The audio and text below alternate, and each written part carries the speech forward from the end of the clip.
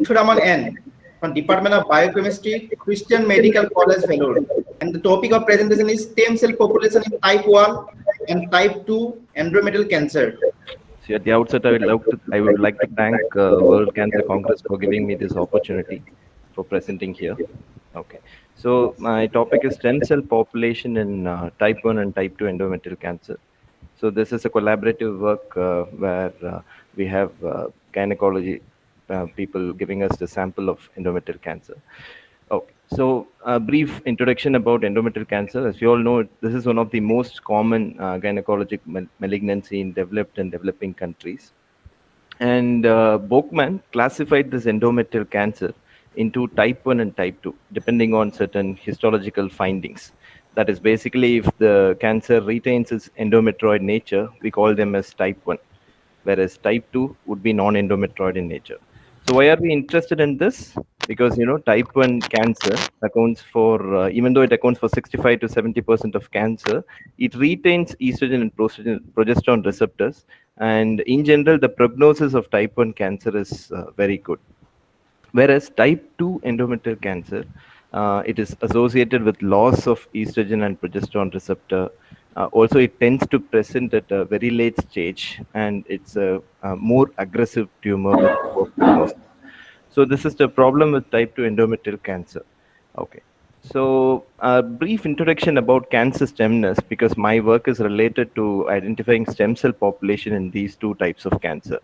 So, the common theory about cancer is we have two models. One is stochastic model and the other one is hierarchical model. In stochastic model, it is believed that all cancer cells will have the ability to proliferate and can give rise to a mass. Whereas in hierarchical model, it's generally believed that only a few certain cells in the cancer population will have the proliferative potential, and cancer stem cell substantiates the hierarchical model. So here, now it's being very widely accepted that cancer stem cells are few special cells in the cancer growth where it tends to retain the property of self-renewal. Also, it can undergo differentiation into a terminally differentiated cell. We also know that a tumor is a very heterogeneous population, and the cancer stem cells play a crucial role in maintaining the heterogeneity of tumor cells. So this picture tells us about the similarity between a stem cell that is a normal adult stem cell and a cancer stem cell seen in a cancerous tissue. Okay, so both can self-renew as well as can form terminally differentiated cells. So in between the terminally differentiated cell and the stem cell, you have something known as transit amplifying cells, so which can revert between any of these morphologies. Okay. So we came across one publication where they have shown that CD133 and CXCR4 positive cells, which are obtained from the cancer cells, were shown to have the stem cell potential. So this was shown by Sun et al. In 2017. So those authors were able to show that even one particular cell which expresses these two surface markers were able to show greater proliferative potential. They were clonogenic, and they also showed chemoresistance. So with this background, we hypothesize that probably there is difference in stemness features between type 1 and type 2 endometrial cancer. Okay, we assume that the difference in characteristics seen in type 1 and type 2 endometrial cancer can partly be attributed to the difference in their stemness feature. So this was our broad hypothesis.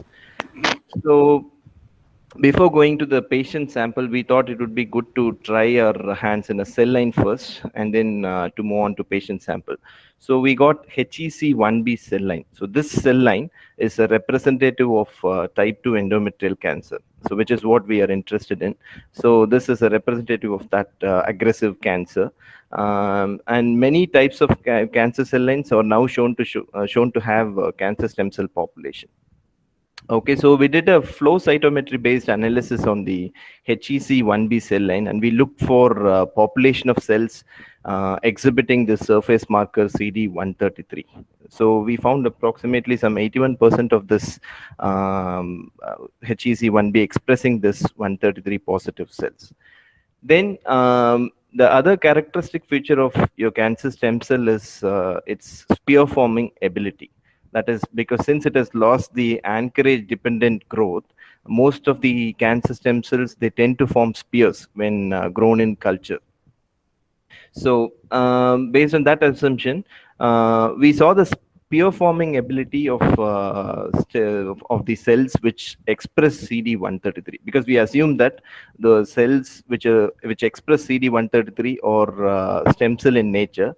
So, with that assumption, we saw the spear forming ability of these cells.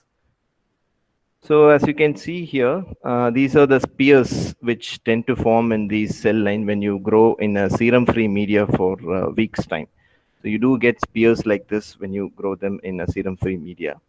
So you can see from this data, it's quite interesting. So we divided the HEC1B population into CD133 positive cells, CD133 negative cells, and the pooled cells. So the spear forming ability was much higher in CD133 positive cells. So which again says that possibly these are the stem cell population which is there in that cell line. Whereas the spear forming ability was drastically decreased in CD133 negative cells. Okay. And in the pooled sample, since it has got both 133 and 133 positive and 133 negative cells, there is substantial amount of spears in that population as well. Okay, so next we obtained the endometrial cancer tissue from patients after obtaining informed consent. So then we established primary culture from the cancer tissue using collagenase and other digestive methods. Then we use suitable media to culture them. Okay, so we, after establishing the primary culture of tumor tissue, that is, we got tumor tissue from type 1 endometrial patient as well as from type 2 endometrial patient. So we then subjected the primary cancer cells to and flow cytometry analysis to look for the proportion of cells that exhibited CD133 and proportion of cells that exhibited both CD133 and CXCR4. I'll be showing you the data. So this is the flow cytometry picture of type 2 endometrial cancer, which expressed both CD133 and CXCR4. So this graph summarizes the proportion of the cancer stem cell in type 1 and type 2. So as you can see clearly, we are interested in both these populations, that is CD133 positive and CXCR4, that is CD133 and CXCR4 double positive and CD133 positive alone. So as you can see here, the proportion of cancer cells expressing CD133 and CXCR4 was found to be higher in type 2 endometrial cancer. Similarly, even the proportion of cells expressing CD133 was also found to be higher in type 2 endometrial cancer cells. Okay, so so the flow cytometry data clearly says that the cancer stem cell population is higher in the aggressive form of tumor, that is in type 2 endometrial cancer as compared to type 1 endometrial tumor. Next, we used real-time PCR to analyze the expression of genes related to stemness in this tumor sample. So because there were data from other types of cancer saying that when your cancer cells express these stemness markers, it is known to have poor survival outcomes. So with that assumption, we measured the expression of stemness markers, that is OCT4, SOX2, NANOG, and KLF4 in both these types of cancer, type 1 and type 2 endometrial cancer. So what we saw is we didn't see much of difference in OCT, SOX, and CMYC and KLF4 expression, but NANOG expression was found to be pretty higher in type 2 endometrial cancer. And we also know that higher expression of NANOG is associated with EMT, that is epithelial to mesenchymal transition, which is an important developmental process for cancer cells to obtain stem cell characteristics. So yes, in type 2 endometrial cancer, the expression of the stemness marker is also very high as compared to type 1. Then we were interested in seeing the expression of genes which regulate stemness in these cancer cells.